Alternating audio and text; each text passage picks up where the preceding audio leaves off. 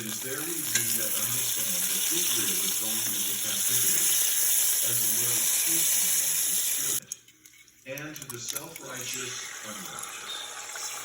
The unbelievers will be cut off, but the remnant will be preserved and take part in what the Lord calls the glory of Zion.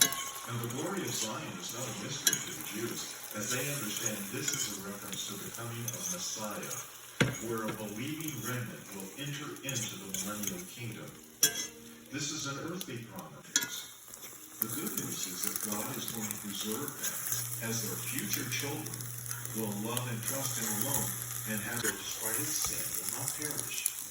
Although its future as a nation looks to be in safe, fenced, is it God in the garden or His absence? This assembly of who's in the garden as pictured by the Aleph Het is found in the Hebrew word that is literally translated into English as hereafter, and it's not left to our imagination.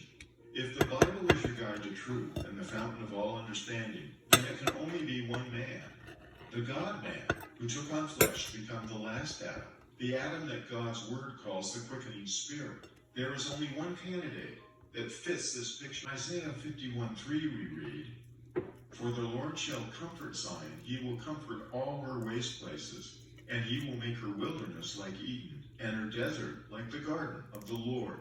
Joy and gladness shall be found therein." Thanks to sin. Is God going together, and the lion shall eat straw like the bullock, and dust shall be the serpent's meat.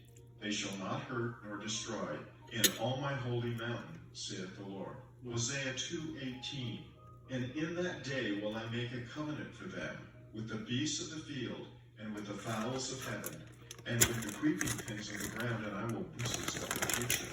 The answer is not a mystery, as all these verses and many more refer to the seventh day, the 7,000th year that ends after the final 1,000-year millennial reign of Yeshua, the Messiah, on the earth. The theme of the hereafter is revealed by God to Isaiah the prophet, and it's easy to understand as we look at the last three letters that are both pictographic and numeric.